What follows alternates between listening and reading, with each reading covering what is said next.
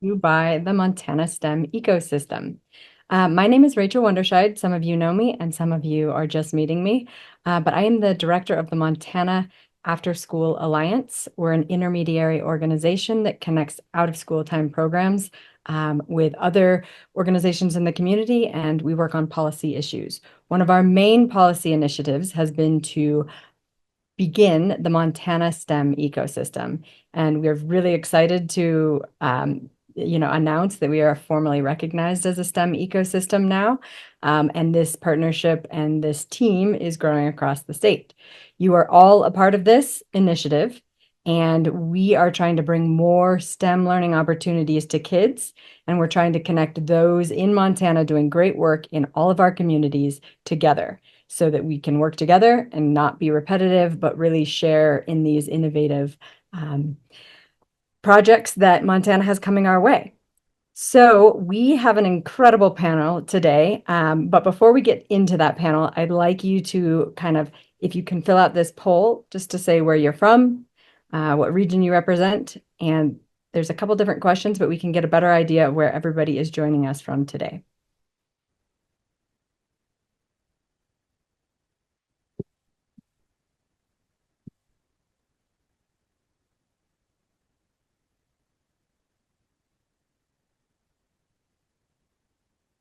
So as soon as those poll results are in, we will share them.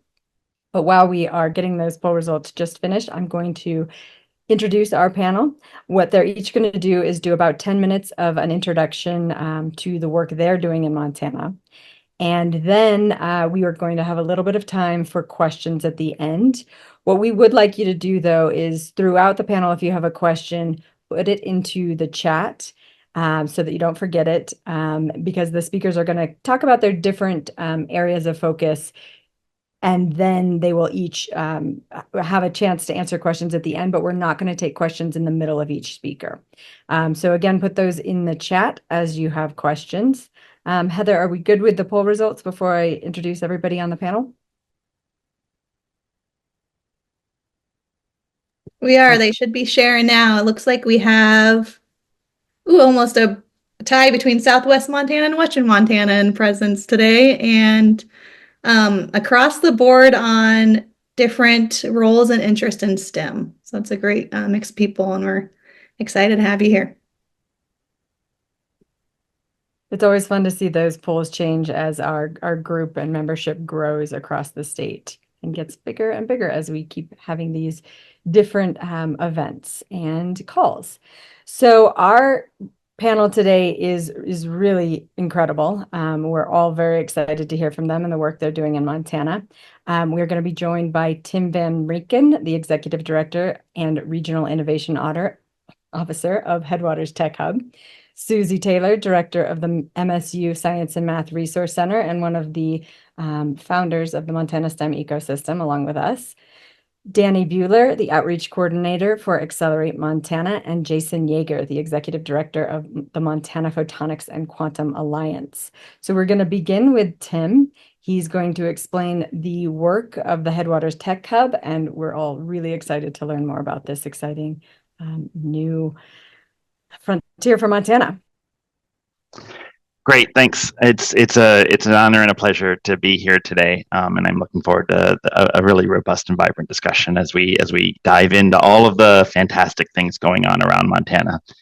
My name's Tim Van Reken. I have the honor and the privilege to lead the Headwaters Tech Hub, which is a new initiative. It's been in the news a fair bit over the last year or so. If you go back to February, you saw the initial launch of our effort to try to land a tech hub for Montana. We had our first big win in October where we got the kind of key designation, which was the golden ticket to go after what proved to be the really big win for us when we won $41 million in federal funding, matched by another $4.5 million or so, to grow and mature and really just accelerate and level up the smart photonic sensing tech ecosystem here in Montana.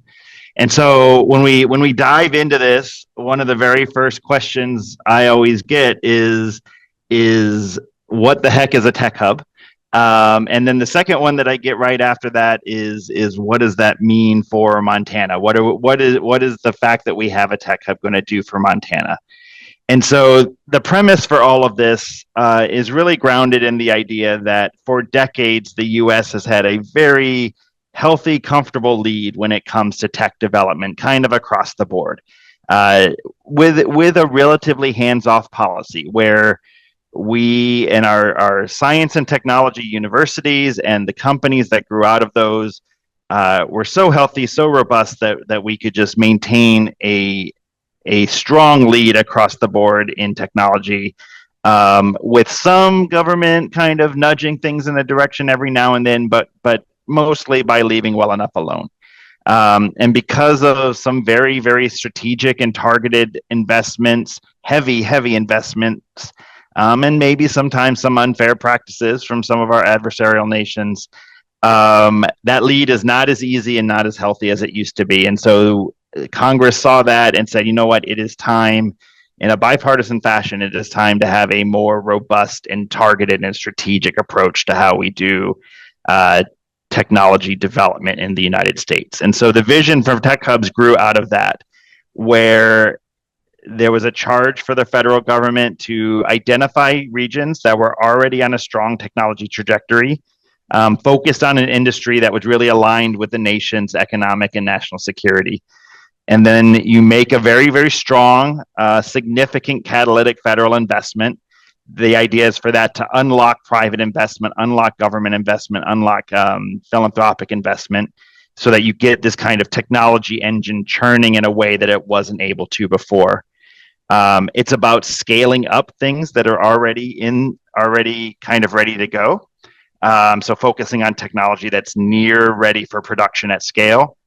And then it's not about just investing in companies, investing in individual winners. It's about building ecosystem capacity. So not just tech deployment, but also the workforce and the business development and the community development that comes with that. And there was a very strong push to make sure that you had tech hubs that were in rural areas in addition to just urban hubs. And so that was kind of key for Montana to have access to this program. So how does Montana fit into this? Well, maybe below the radar a little bit, although increasingly less so. We have been very, very strong in optics and photonics, and especially in remote sensing applications, going back a few decades now. These are just a few of the examples of the technologies that grow out of Montana, whether it is LiDAR imaging for oil and gas infrastructure, whether it is sensing for autonomous vehicles, whether it is drone applications for precision agriculture or national security applications. These are things that we already grow in Montana. And this was our kind of, where we had a competitive edge compared to other regions in the country to go after this sort of federal support. And so this is a geographically based program. And so we had to define a geography that was going to kind of prove a winner, although we have always had a vision of a much stronger statewide and regional-wide focus.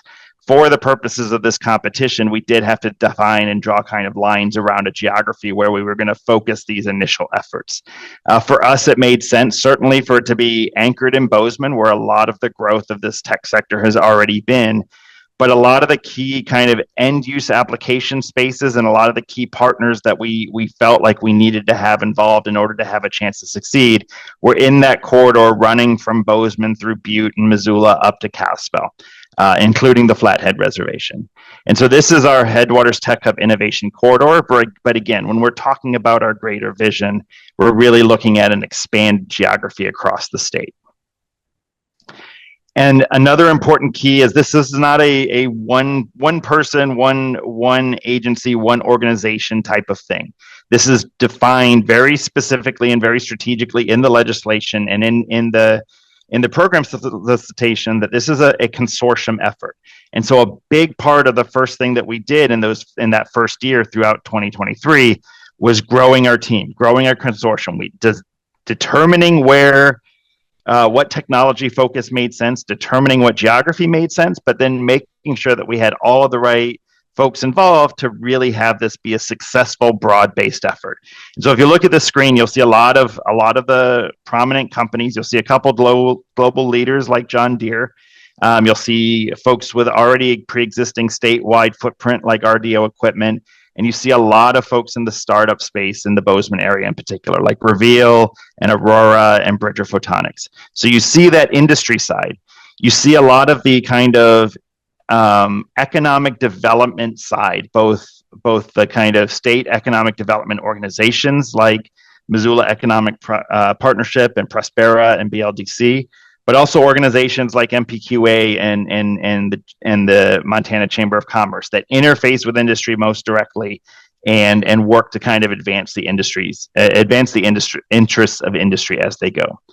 You'll see several state government organizations on there, like the Montana Department of Commerce and the Department of Labor and Industry and the State Office of Indian Affairs. And you'll see prominent universities in the state as well: Montana State University, University of Montana, Salish Kootenai College, Montana Tech. And then finally, but far from least, is you see some workforce development organizations. I think most importantly, the State Workforce Innovation Board, which has been a fantastic partner as we work to move forward. Also Accelerate Montana, who is our lead organization. I'm not naming everybody on this list. I've probably named too many already, but you can see it's a big team. And what we're aspiring to do is also big. Over the 10 years of this effort, where we want to grow the state GDP by $10 billion, we want to seed and start and attract 1,000 companies. And between the direct and the indirect job impacts that we're hoping to have we hope to grow 25,000 jobs in the state as a result of this. So that's the big aspirational picture. How are we going to do that? Our vision is we're going to be a global leader. There's a lot of text on here, but I'll run through it. We want to be a global leader in smart photonic sensing. So the tech that is our core is going to remain our core. And so we want to grow these systems, accelerate these systems, and their deployment into industry sectors that are critical to U.S. national and economic security. But we also want to build vibrant complementary tech clusters around the region and across the region and state in sectors that make sense for our rural geography. So manufacturing, supply chain, critical resources, natural resource management and conservation, precision agriculture, national security, things that we are good at in Montana, things that make sense in our rural context, and things that are going to bring the benefits of this work kind of across the state. We have a very, very strong workforce mission, access for all Montanans to have good paying jobs within this statewide ecosystem.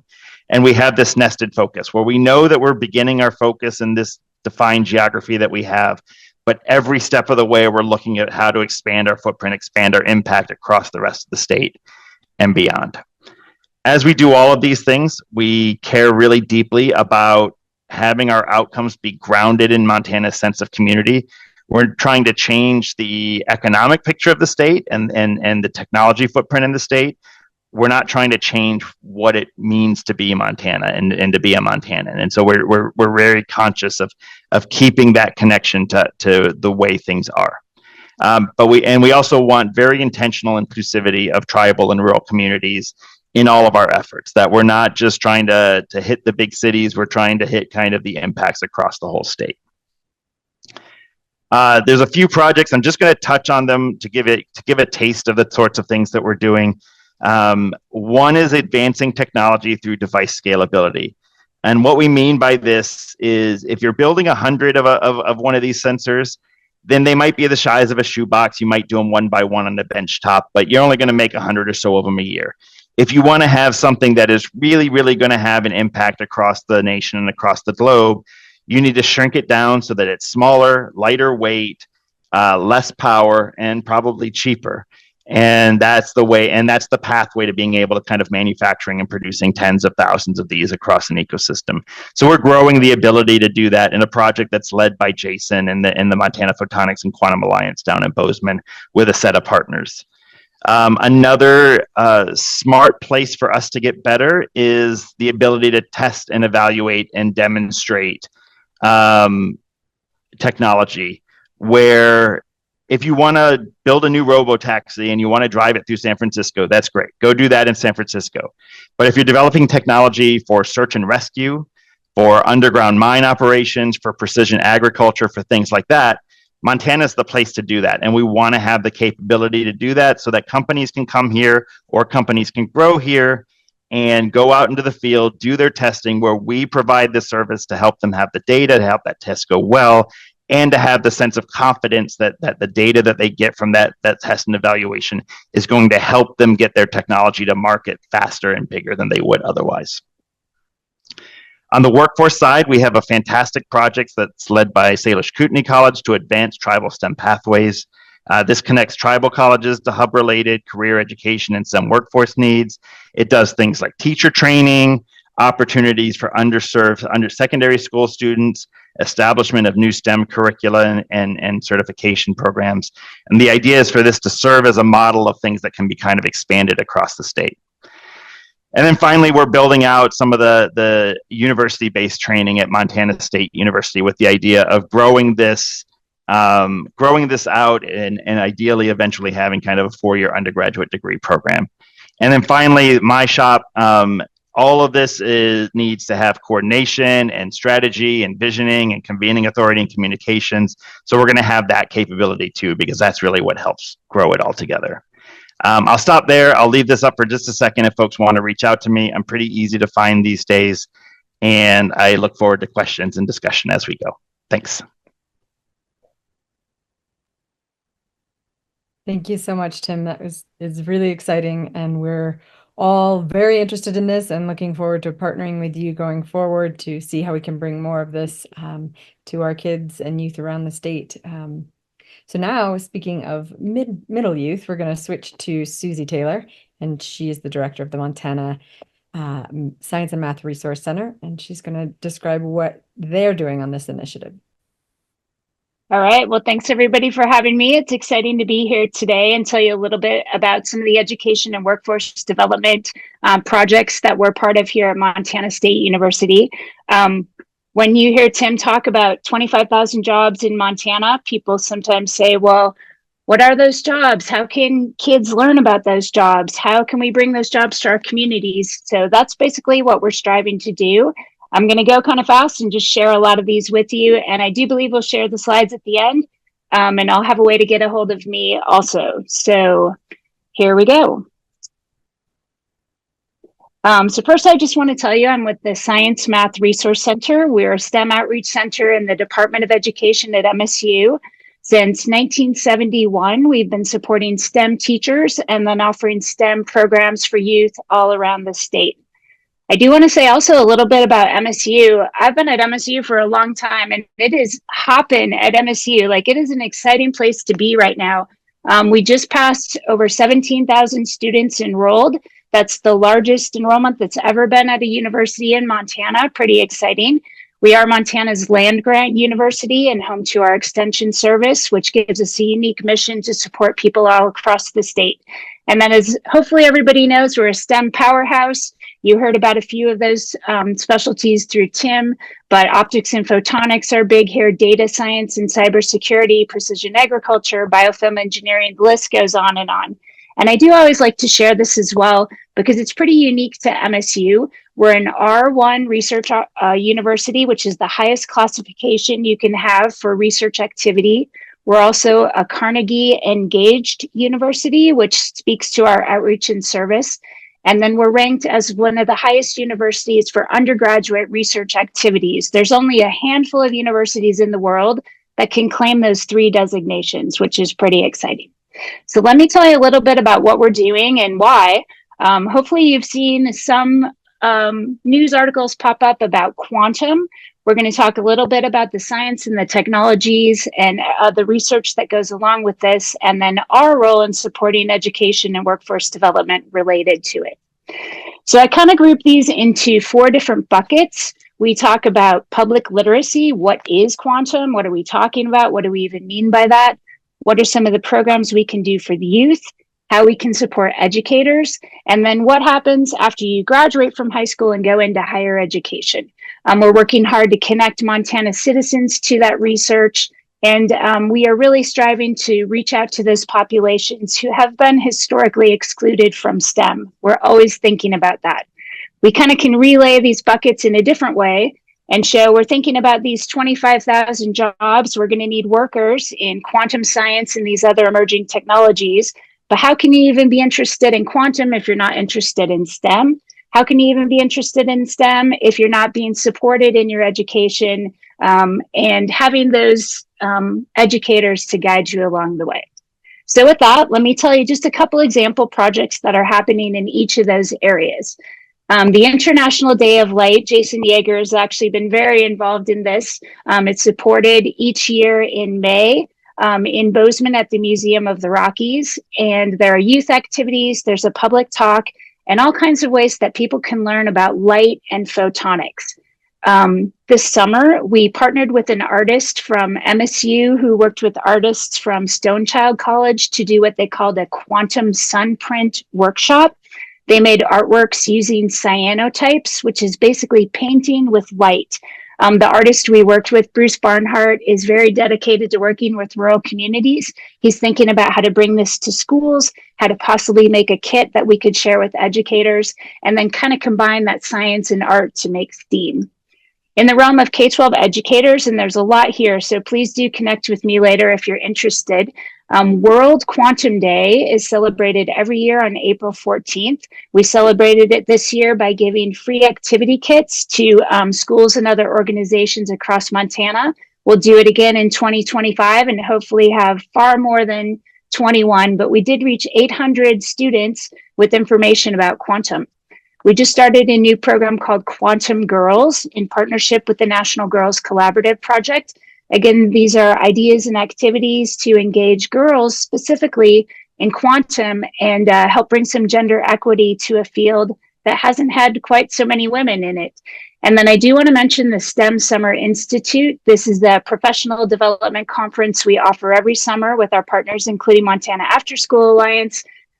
We bring over 150 educators to MSU, and we have workshops, we have keynote speakers. We had quite a bit of sessions about quantum and emerging technologies.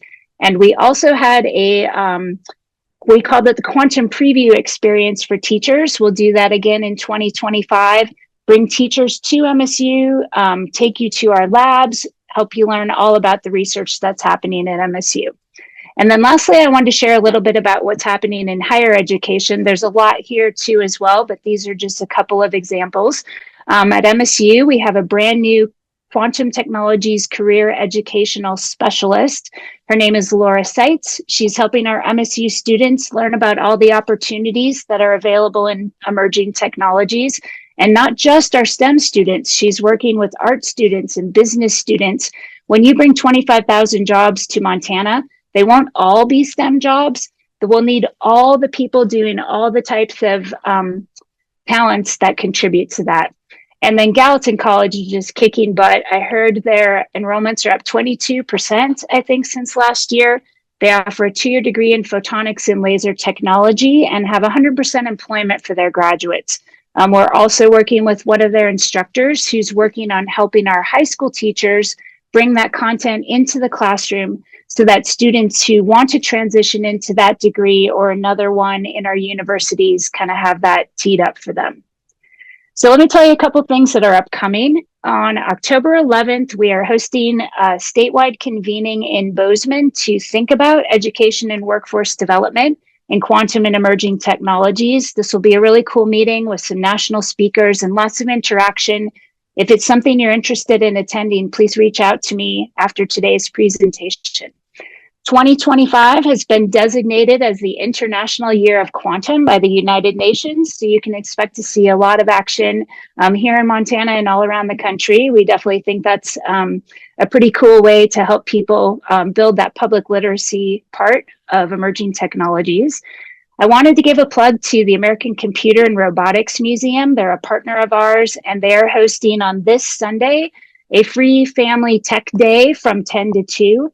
We will have a booth there and talk about quantum and some other technologies, but also the chance to meet with lots of tech companies from the Gallatin Valley.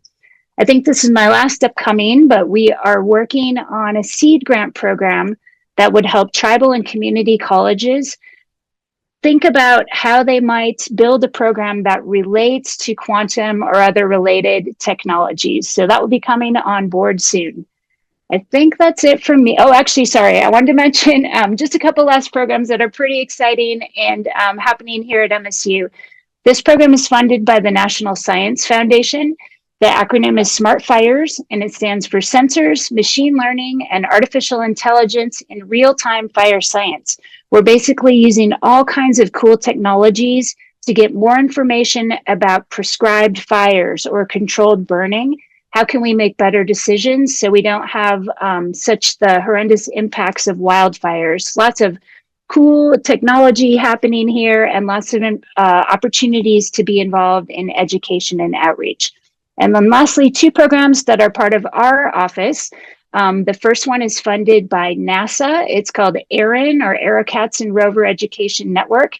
We do fly kites for science. We put sensors and instruments on kites.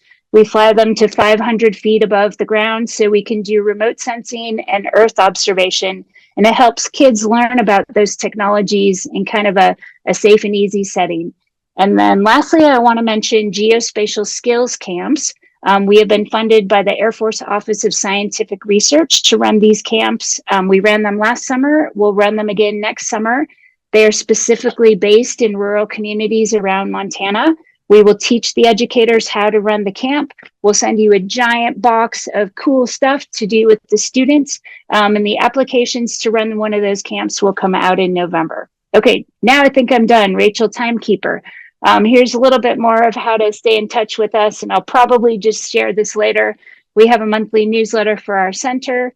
We have a listserv specifically for quantum. And then this is me, Taylor at montana.edu. Feel free to contact me for more information or any ideas on things you wish we would do at MSU for you. Thank you. Thank you so much, Susie. There is a ton of really cool things going on.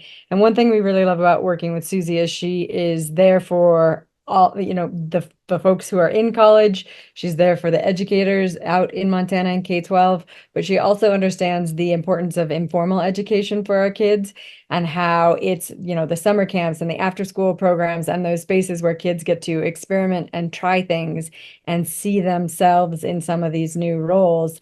A little less formally, that can really kind of transform some of our kids' lives. And so we love that about working with Susie, and she's a great resource for everybody in the state. So do reach out to her. We also share a lot of her work through the Montana STEM ecosystem and also through the Montana After School Alliance.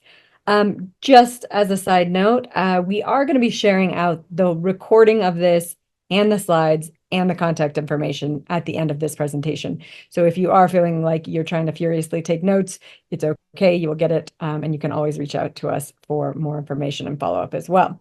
So again, if you've got questions, drop them in the chat. And now we're going to turn it to Danny Buehler, the Outreach Coordinator for Accelerate Montana, and she's going to tell us about their work. Good morning, everybody. Thanks for having me. My name is Danny Buehler, and I am an outreach coordinator for Accelerate Montana. Accelerate Montana is a diverse portfolio of programs that both support economic and workforce development programs across the state. And about a year and a half ago, we were approached by Montana Photonics Alliance and Jason to talk about how do we support Montanans entering into a workforce that maybe they don't know that much about in an industry that they would like to learn more about. And so we've been building what's called our Electronics and Optics Assembly Technician Rapid Training Program. And boy, is that a mouthful. So we're getting used to saying that. But we're going to be piloting this program here in November. And I just wanted to share a little bit about this program to you guys. It helps kind of explore what people are doing in this industry, what the work looks like, and the people that might be gravitating to help support the workforce that's coming into the state that Tim mentioned and also Susie's been supporting. So this electronic, if we can go forward one slide, thanks. So to me, I am new in the world of photonics and quantum. And so it was very powerful for me to be able to go to the Gallatin Valley primarily and look and see what's happening inside of these businesses and what do the people do that are doing these assembly tech positions. And so just so you guys know, this is helpful for me, and I hope you guys find it helpful too. But these assembly techs actually build the component parts for the lasers, the high-tech equipment, and the electronics that are built into these photonic sensing systems. They perform these kind of soldering skills and adhesive bonding with chemicals and wiring on a very miniature scale. And it's going to get even smaller, as Tim was noting with quantum, and Susie has noted also. These entry-level technicians use specific tools. They work in high quality cleaning and handling requirements. And so all of these kind of pieces come together to see that these entry level positions need to be detail-oriented individuals. They have a workspace that they perform all of this stuff in, and they need to keep it tidy and clean. And so this is what people are doing at these entry-level positions in these photonics industries. And we were hoping to create a training that supported that entry-level position.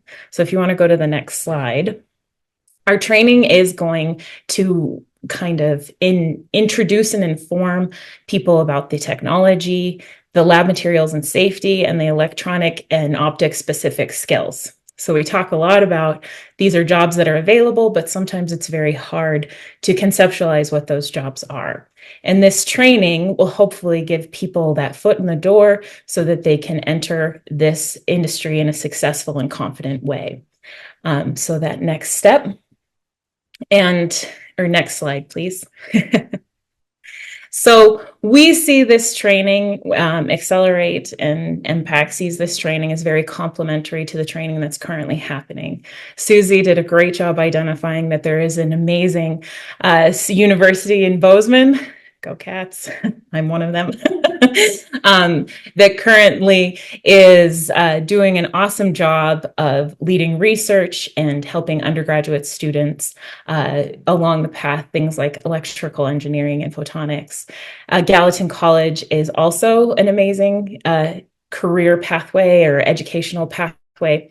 And it's a place that you can go and gain greater understanding of the concepts that you're doing and learning about in the photonics industry. And we see this rapid training as being very complementary and adding another pathway or on-ramp into the photonics industry. So this training is not built to have great concept. You're not going to run through a lot of theory, but the individuals who take this training will have a really focused training about the skills needed to perform those entry-level positions in the photonics industry. And again, support the significant sector that's going to be coming to Montana.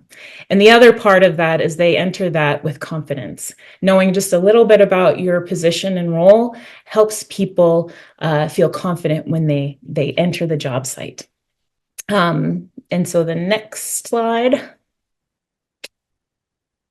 So, this one's a little wonky. Sometimes it's interesting to talk to people and students like, is photonics, is quantum, is electro-optics something that you might be interested in? And it's always interesting to kind of figure out what the fine details are that help kind of narrow down those kinds of people. So what I try to do is I tell people it's a hands-on job. They love putting together puzzles. Another kind of interesting facet, if you know of people who love to do needlepoint or fine repetitive tasks, that's what those entry-level assembly technicians are going to be doing. They need to follow detailed instructions. They need to be able to perform these tasks over and over with high quality and skill. And it's also something that people can grow in. And so again, along the way, Accelerate and Impact, we've been looking at how do we get people, the right people, into these positions that can grow and learn and be successful. So if we want to go to the next slide. As we've been talking about, Tim and Susie, there's a lot of momentum coming into the state from both the state government as well as the federal government, focusing on photonics and quantum and helping make Montana a place that manufactures these technologies, researches these technologies, and makes it available for our nation and our state. And so we already have over 40 established photonics companies within Gallatin County, and that's just going to continue to grow with that tech hub investment coming to our state. And so we want to make sure that as many Montanans can take advantage of this new economy coming in. And to do that, we need to make sure that those individuals have the skills they need to enter the workforce with success and confidence and skill. So the next one, that was just my quick little update about this training that is coming up. We're excited to see how it plays out and how it can be adapted to serve as many Montanans as possible. So again, we're going to pilot this training in November, and then we're hoping to build off of it and make sure that we continue to support the already wonderfully established educational pathways in Montana, but also broaden the scope to reach as many people as possible. So this is my contact information. If you'd like to find out more information about the training specifically, you can go to the next slide. There's a little QR code that you can scan, and that will link you directly to that. So again, my name is Danny Bueller. Thank you so much for having me today. I hope you all have just a lovely Tuesday. Thank you, Danny. It is really exciting to see what is currently happening in Montana and what we're going to be able to build on from here. And we, in this space is the Montana STEM ecosystem, and the Montana After School Alliance are really excited to get kids engaged and really get them to be the folks who are taking this training and who are taking these jobs. And so this is just the beginning of, I think, a lot of work for all of us, but we're really excited about it. So now we're going to have our final panelist, Jason Yeager, the Executive Director of the Montana Photonics and Quantum Alliance, wrap things up for us. Again, if you have questions, throw them in the chat and we will get to them after Jason. All right. Thank you, Rachel. And I couldn't be more excited to be here today and just hear all the momentum that's coming together. As a Montana born and raised, I was privileged to be able to step into a role back in the 90s after graduating from MSU and work in industry for over 25 years. At that time, the number of jobs in this space were very small, very competitive. That is no longer the case. There is a lot of opportunity for our young people, and I'm excited to see all the momentum that's building here. So Montana has one of the highest densities of photonics and quantum companies per capita anywhere in the US. So people often ask me, well, why Montana? Well, there's several reasons for that, but I'll answer by just giving a quick story. A gentleman named Ralph Hutchinson, who was born and raised in Livingston, Montana, was asked in the 1960s if he could grow, instead of zirconium, a ruby crystal instead.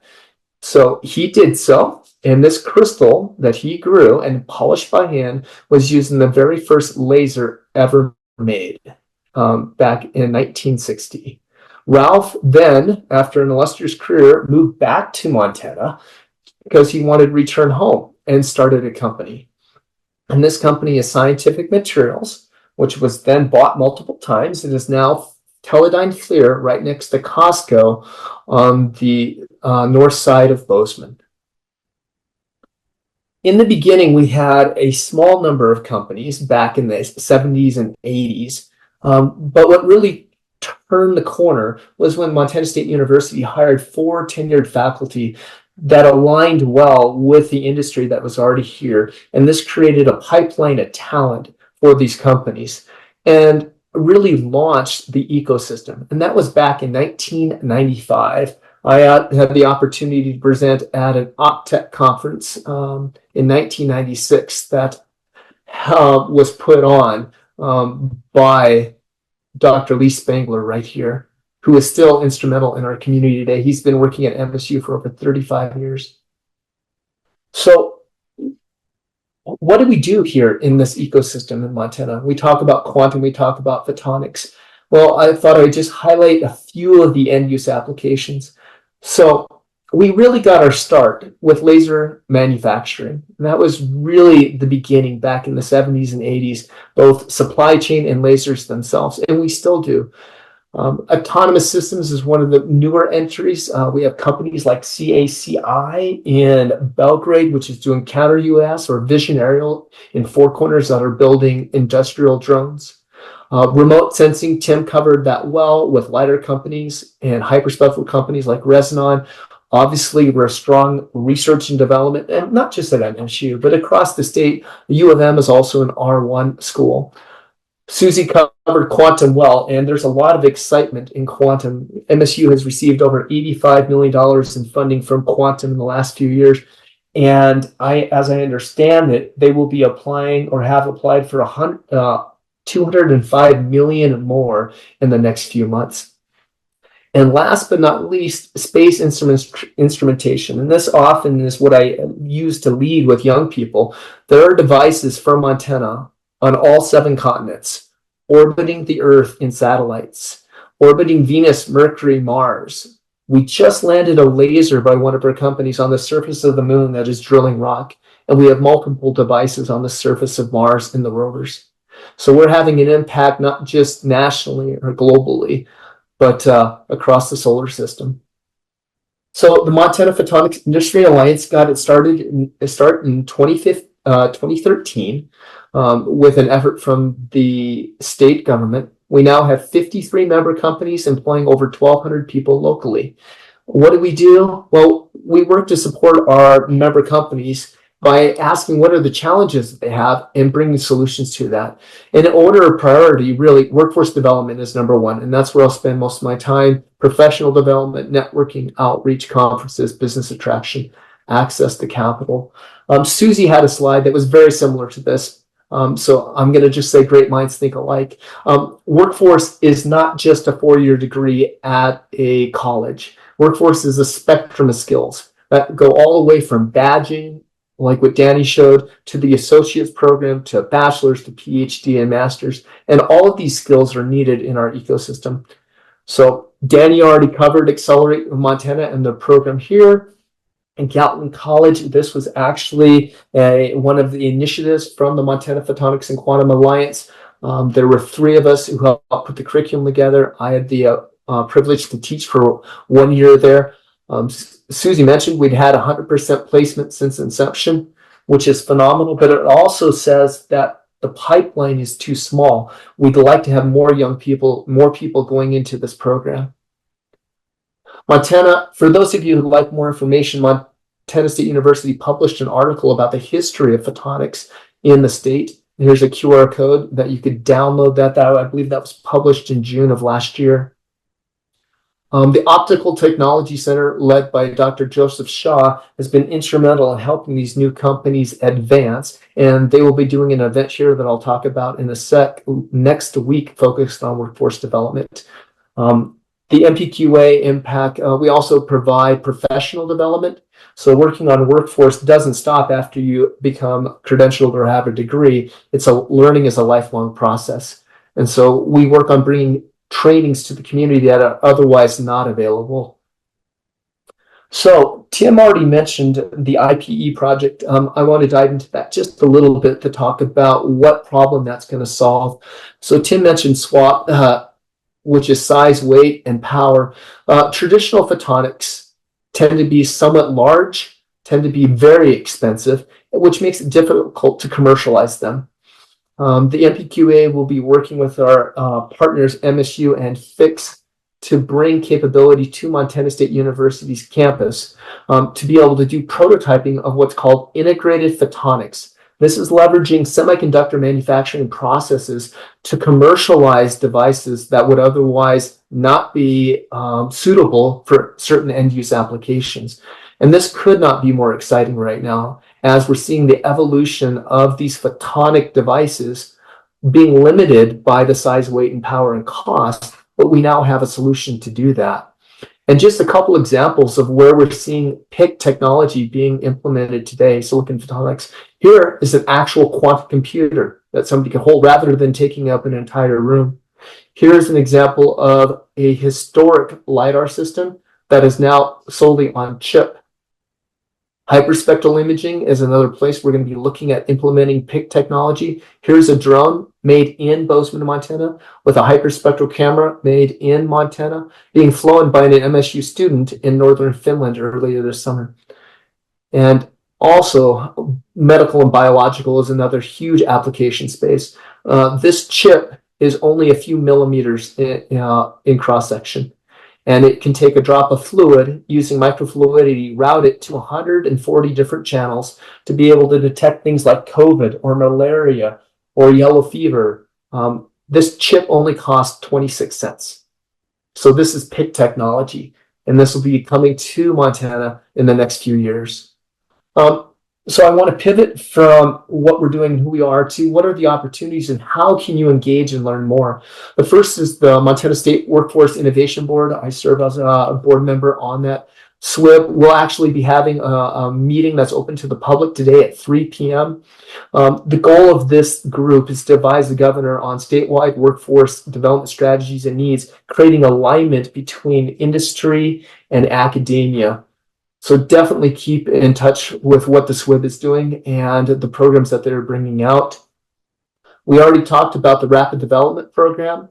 Next week on October 10th at MSU, this is open to the public for industry social. There is a registration for attending the session, but we will be talking about current workforce needs and opportunities in the state. So we'll be having two companies, both European, presenting. One is VACCOM out of Lewistown. They're building a campus, and there's an intent to hire up to 1,000 people in Lewistown over the next 10 years. Hear from their CTO. Also, Fix Inc. out of the Netherlands will be presenting. They're going to be hiring 9 to 10 employees here in the Bozeman area in the next few months, supporting the IPE project. But we will also have presenters, the executive director of the State Workforce Innovation Board, Jennifer Owen. Christina Henderson with the High Tech Business Alliance will be presenting a hot jobs report. And then Jennifer O'Brien with the SPIE, a national photonics organization, will be presenting about jobs nationally. Next, we have a program that was launched this fall called Spark Photonics. This is bringing semiconductor and photonic training to middle school and high schools across the state. Susie just published here a few months ago, Quantum Under the Big Sky, a workforce development report. I believe she has several hundred hard copies, but we also have a link to the PDF so you can learn more about quantum and how it aligns in workforce in Montana. On October 28th and 29th, there will be an EconoQuest event through the Montana World Affairs Council. This will be at Montana State University. Hundreds of students will be coming from across Montana to explore careers, including STEM. And then Susie's event that she already mentioned on October 11th. And then last, I'll wrap up with this. So my career started with a NASA internship while I was a student at MSU. NASA has continued to understand the importance of workforce and reaching out to our young people. They are launching a program that is open right now that you can apply, focused on 6th grade to 12th graders, to build a proposed system. It's funded with $1,500 to build an experiment. You'll get a flight box, and you'll be able to put something on a NASA balloon and do research. Submissions are due November 1st. If you'd like more information, there's a QR code there. So thank you for your time. It's exciting to see what's happening in our state, and I look forward to what the future holds. Thank you so much, Jason. It is incredibly exciting, and there is no shortage of opportunities and exciting events. So I know in the chat there was a question about if we can do sort of a summary of these upcoming events and links. We can do that. I don't know that it will go out by the public meeting today. So if you do want to jump on that, you're going to have to find that. Hopefully, maybe Jason can throw that in the chat, though.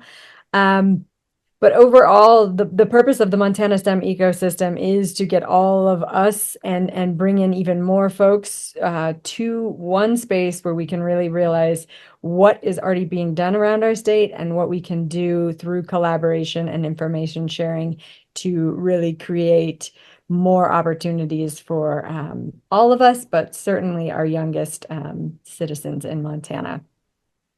And that is something that I just over and over heard all of our panelists say is just, we're working on a pipeline, and that starts at our very littlest kids learning these skills and these tools, and then they go to middle school, and then they go to high school, and they learn this in their out of school time, and then they're ready for college. And so we've got to make sure we're getting resources to all of our kids and families so that we're all ready for this. So I see one person has a question. She's raised her hand. So Shay, could you start us off with questions? Yes, thank you so much for the time. Thank you all for your presentations. They were wonderful and enlightening. I've been lucky enough to have learned some of this already, but this was more in depth, and I really appreciate your time. My question, I think, is probably directed at Jason and Tim. So when, I'm in Yellowstone County with Big Sky Economic Development. So really trying to think about Yellowstone County and obviously kind of leading into Eastern Montana. And as we are really thinking about workforce development around quantum and how we can best obviously support these efforts, we want to do that. My fear, I guess I want to know your thoughts on, do you picture that these companies will be able to, I know Tim talked about, agriculture, rural Montana, how we can start to have those companies over there. Obviously, I understand why it's centered around the area that it's at. It makes complete sense as far as Bozeman goes and the technology and research that is there. My fear is, as we're working with our students on this type of workforce development, are we going to lose them from Eastern Montana to jobs in that corridor? Does that question make sense? It does, yes, and thanks. I appreciate the question. It's one that comes up in conversation a lot. I think strategically and just kind of in line with what our vision is, we are going to work consistently throughout to make sure we understand, make sure that there's good understanding, good communication about where the opportunities align with the visions for communities in different parts of the states, and to make sure that we are doing everything we can to kind of catalyze and facilitate meeting expectations and meeting folks where they are as much as we can. And so one example and maybe kind of a way to kind of paint the picture for this, when we talk to tech companies, whether they're growing and seeding or whether they're companies that we're looking to recruit from outside, you often hear that they want to have the kind of more R&D intensive operations closer to the college towns, right? Like if you're designing something brand new at the very cutting edge, where you're hiring a bunch of PhDs, there's value in being around other PhDs, that sort of thing. But they were very frequently saying, but when we are doing the scale up of our manufacturing, then they might want to, they often do kind of want to look further afield, and because of where some of those opportunities are. And so there's some of that, at least maybe kind of in the earlier waves, but we're hopeful, like as that progresses through time, that ripples out, and as there's greater manufacturing footprints or opportunities with other types of career opportunities in the use spaces, that some of the R&D comes along with that, because then you start to have innovation that's going on where the manufacturing and the production and the end use applications are happening as well. I would add on to that, we're already seeing the expansion of manufacturing to Eastern Montana. Two great examples of that are 49 Design, which is a quantum cryogenics company located in Billings, Montana, and VACCOM, which we mentioned in Lewistown, building a campus. And I just spoke with them today, and they have started hiring. Yeah, that example from Lewistown is a great one. And I did know about the one here in Billings. I want to push the Accelerate programming over here in Billings with our folks, but I'm also scared to do so and then say, hopefully you're going to have a job over here. We don't want to lose them to that area of Montana that we know is already crunched as far as housing and all of those things. So I understand it's a It's a complex issue, and I do understand why the corridor is where it is, but I think you both kind of gave me an answer, so I appreciate it.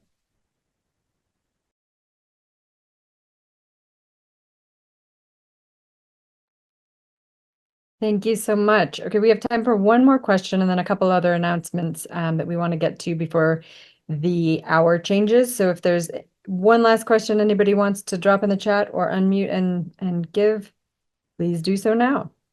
While we're waiting for that, I just want to say thank you again to Tim and Susie and Danny and Jason, both for all of the work that you're doing across Montana, but for taking time out of your busy schedules to join us today and share that work with us. We know it will lead to further collaboration and innovation, and we just really appreciate your time today. So I have a question. It might be jumping the gun a little bit, but Jason talked about integrated silicon photonics, and there's been a lot of discussion about the photonic optical sensors, but I'm wondering if there's been any discussion about more building these devices, and with all the talk on AI and the CHIPS Act as well, like chip-to-chip communications using photonics and the integrated silicon photonics that would go along with that, which would also tie in well with some of the semiconductor processing capabilities at MSU. So, Tom, your question is quite germane.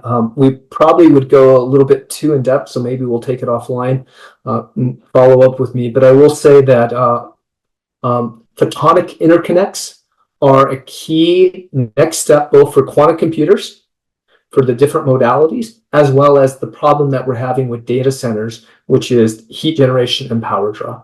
So, yeah, please reach out to me directly, Tom. We can talk about that. But yes, the CHIPS Act has shown where some of the shortcomings of existing technology is, and we will see silicon photonics being part of that solution for sure. Okay, thank you everybody so much for joining us. We have one last survey that we'd like you all to fill out that will kind of let us know what you want the next topic to be for our next statewide call. Additionally, we want you to all know that we have chosen a date and location for the next Montana STEM Summit. It'll be April 3rd, 2025 at the Great Northern Hotel in Helena, Montana, with the hope that we can engage some of our policymakers and all of you in the same space to have even more in-depth conversation and opportunity to collaborate. So please do fill out this last survey and make sure that you get this date on your calendars.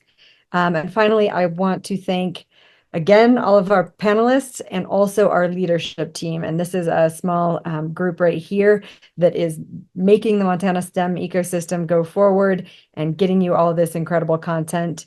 And so thanks to everybody here on that leadership panel, everybody who's joined us today. And if you're interested in supporting us further, we always, can use donations to make the Montana STEM ecosystem grow. Those donations can come in terms of time, money, other resources. And so please do reach us out to any of us to make this grow even further across our state. And thank you all for taking your time out today, and have a wonderful rest of your week.